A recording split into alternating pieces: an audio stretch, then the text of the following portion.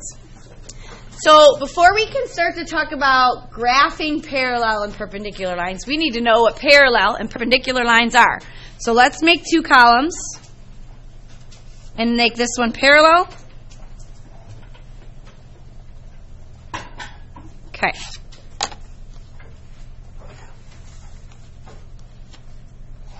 All right, so this gives you a kind of a nice little sneak peek into geometry next year, if you make it, right? Geometry deals with parallel, perpendicular lines, right? So I kind of feel like we know a little bit more about the parallel than we do with the perpendicular. So what's your rough definition of parallel lines? Like lines that are like equal and won't touch. Okay, good. Lines that won't touch. So what we're going to say, hey, come on in. What's up? I do. Check under that thing under there. And then there's, lift up the thing there. Yep. And then the big, see it? Two lines that will never, and Dennis said touch. Let's use the right word. Yes. Intersect.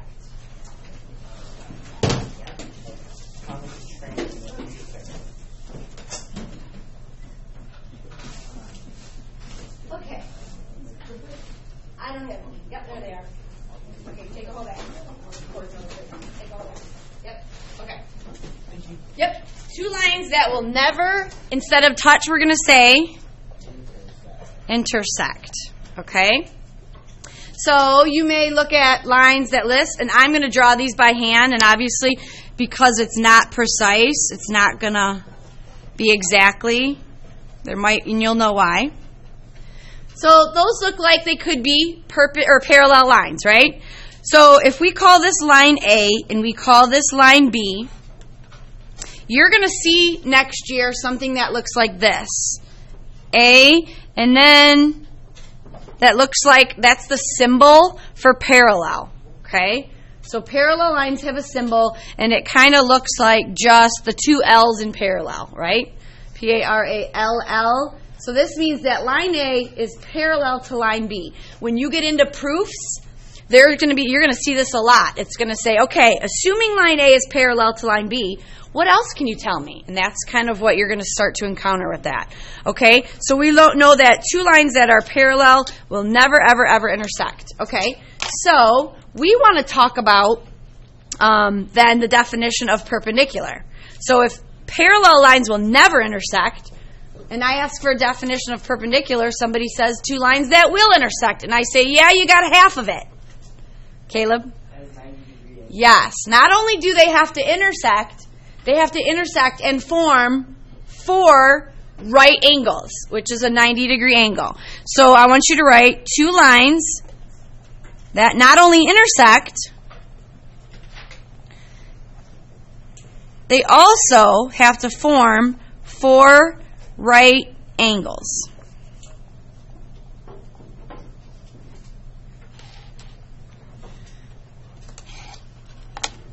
So as I go to make my coordinate plane, and I was going to write my coordinate plane, my x and y axis are perpendicular to each other. Did you ever notice that? So here's my coordinate plane with my four quadrants, and they form four right angles by looking at it like this. Right? My red pen. So go ahead and draw that little line, and that little line means four right angles.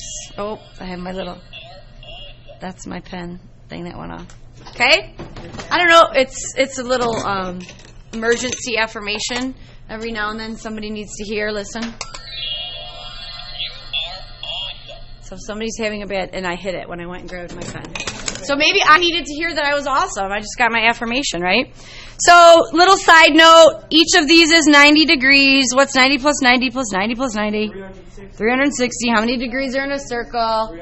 Not sure if you ever made that connection, okay? So, not only are perpendicular lines two lines that intersect, they also form four right angles. There is also a symbol for intersect or for perpendicular lines, and it looks like a capital upside down T. So if I were to say this is the x-axis and this is the y-axis, and you were to see this symbol next year when you're doing proofs, then even if it didn't look like it on the teacher's hand drawn, if they write this, you are to assume that line X is perpendicular to line Y. So that means that's a for sure, even if the drawing doesn't look like it, because sometimes they're a little bit off, right? So if these are parallel lines and these are perpendicular lines, what kind of lines are these? It's a loose version of this. They're just intersecting, okay? So go ahead and write intersecting. What's the name of the line? What do you mean? A, B. There's no symbol for intersecting. It's just that they intersect. So not only are they perpendicular intersecting, they also form four right angles. Okay. We're not concerned about that. We're just concerned about parallel and perpendicular. Now, I want you to ask yourself, how does this affect our slope?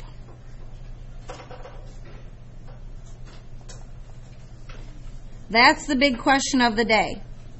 Of this lesson. How does parallel and perpendicular lines, how do parallel and perpendicular lines affect a slope? So I'm going to show you a couple things on the calculator, and I'm going to show you two lines that are parallel to each other. So let's do a little bit discovering with parallel first. So this red line, you could take a minute and try to, oops, I forgot. It's not, because I forgot one of my, I was typing too fast. Clear 1 x plus 3. Okay.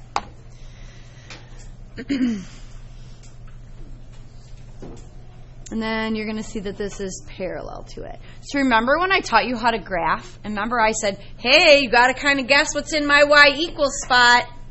So what did I have to type in to get both of those lines to be parallel to each other? I want you to stop for a minute. And if you need to kind of look at it like, okay, that's this. What does the slope look like it might be?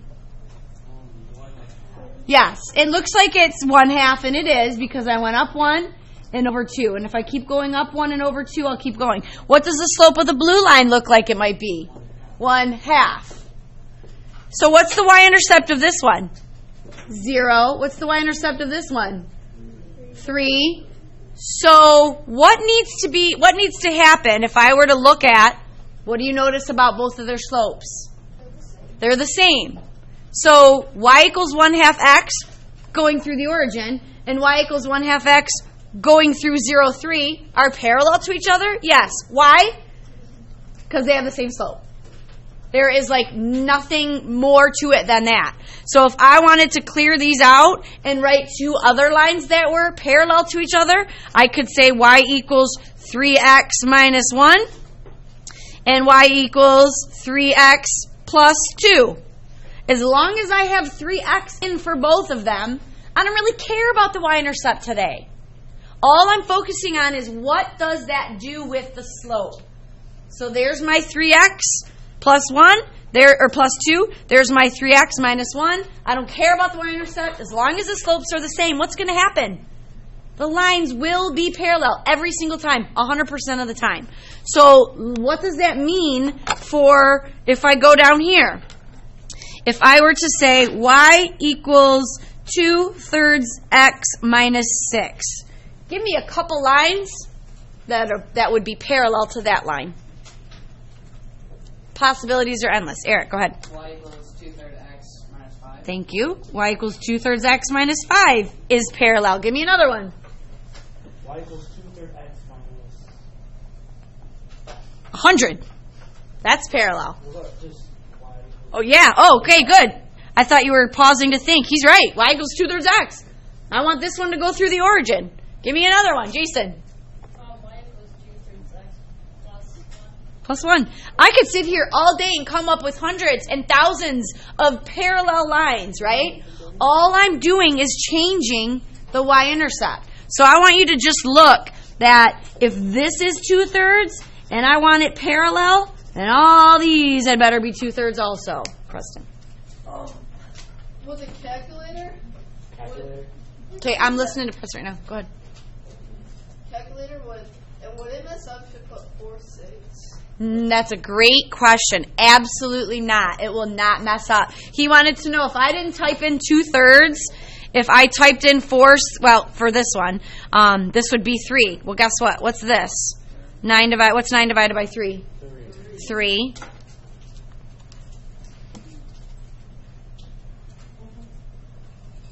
No. So your slope is for any type of equivalent fraction. So 2/3, 4/6, they would all equal the same. Very good question. All right. So are we good on how this affects our slope for parallel lines? As long as two lines have the same slope, you could bet your life on it. They are parallel when graphed. Pretty simple. Are we good? Okay. We have 2 columns over here, and it's not that simple for perpendicular. So we have to do a little bit of discovering some things here, and I'm going to have you kind of look up here, and you're going to get some guessing going. So I'm going to give you 2 perpendicular lines, and you're going to raise your hand when you think you know the relationship between the slopes. What's the relationship here? They're the same. There's going to be another relationship here, but it's a little harder to find. Okay? So let's start with this equation. I'll do this one here. So so you need to know what the slopes of these lines are. What's the slope of this line? Yes. And now I'm about to draw a perpendicular line to it. Ready? Thanks, Jared. Thank you. You're welcome. Okay. They're perpendicular, whether they look to the naked eye, if they look perpendicular or not. To me, I see my 4 right angles. What's the slope of this line? Nope. It's not 2. It's -2. Oh, okay. Don't say anything. I'm just going to go up here, and I'm going to tell you that having a slope of +1/2 and -2, they're perpendicular. Let's come back. Let's do another one. How about this? If I have this line right here, this one, you'll probably, be a little more obvious with this one. What's the slope of that line?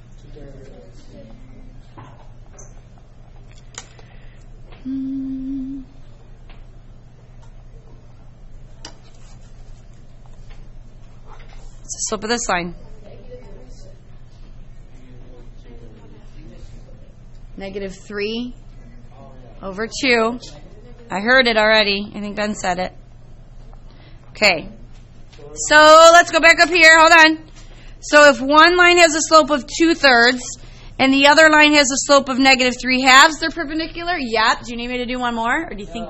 No. Okay. So what are some of our guesses? Tell me the relationship. There's 2 relationships here. One of them is what, Ryan? You flip it. What's the fancy math word for flip it? Begins with an R, Eric. Reciprocal, right? So what Ryan said is, I noticed that the reciprocal of 1/2 is 2 over 1. And I noticed the reciprocal of 2 over 3 is 3 over 2. What else do you notice? Change what? Positive and negative. And what's a fancy word for changing positive and negative? Inverse or opposite. Yes. Okay? So if one's positive, the other one's negative. If one's negative, the other one's positive. So if I were to say to you, I have a slope of a line and it's -3/5. If I wanted to plot and graph a line perpendicular to that, what slope should I use?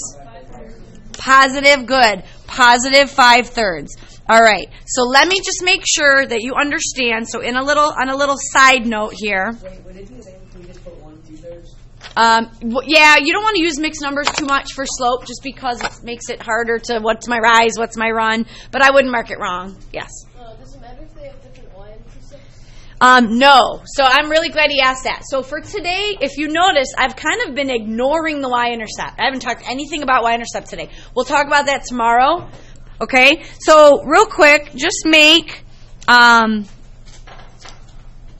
little column here and write opposite. You can kind of flip to the back. I'm going to come finish the front column in a minute. And reciprocal. And then this last column is going to be opposite reciprocal. I need you guys, I think sometimes kids get these confused.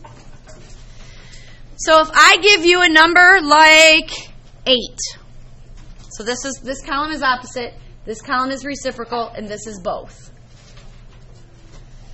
What's the opposite of 8? Negative 8. What's the reciprocal of 8? 1/8. So now do both. What's the opposite reciprocal of 8? Negative 1/8. Yes? You with me? 2/3. Let's do negative 2/3. What's the opposite of negative 2/3? Positive 2/3. Be careful, this one always seems to be the trickiest. What's just the reciprocal of negative 2/3? Negative 3/2. People take the negative off for some reason when they're finding the reciprocal of a negative number. No, you just flip it. So now, what's the opposite reciprocal of, yes, positive 3/2. Are you with me? I'm going to do one more. It is. How about 1/5? What's the opposite of positive 1/5? What's the reciprocal of 1/5? What's the opposite reciprocal of 1/5? Negative. No. Negative 5. Yes. Yes. It's tricky. I mean, if you put that, I'm not going to mark it wrong because it's truly the reciprocal of 1/5 is 5/1, which is just 5. That's the tricky one when it's a whole number. Don't get confused by that. Okay. So, you know what that means. Let's go back to our first page of notes under the perpendicular. So if the relationship between parallel lines is they have the same slope, what's the relationship between a perpendicular line? They have opposite reciprocal slopes. So we never got a chance to write that. I want you to write this right here. Parallel lines have the same slope. We never went back and wrote that. Parallel lines have the same slope. So that means what about perpendicular lines? They have what? Opposite, not just different. Opposite reciprocal slopes.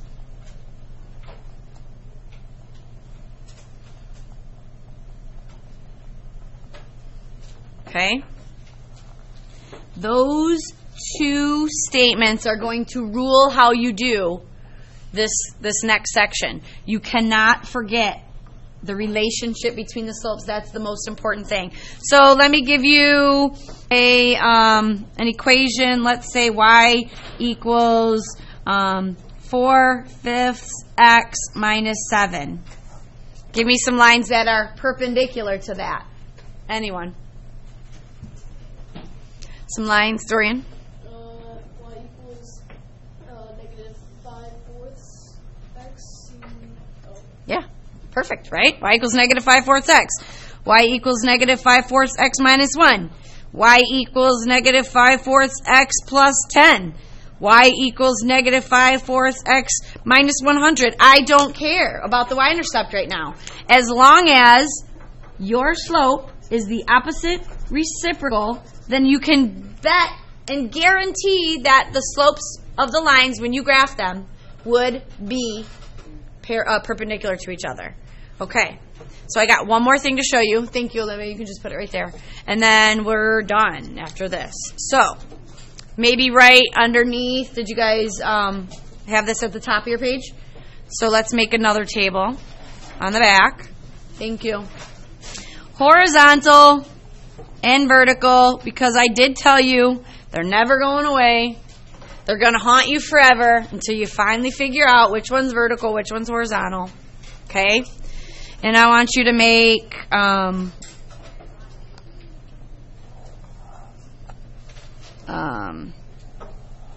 3 lines. Actually, I don't like that one. Thank you. Nope, you're not going to have an assignment today. So, the equation, parallel, perpendicular. Okay. Ready?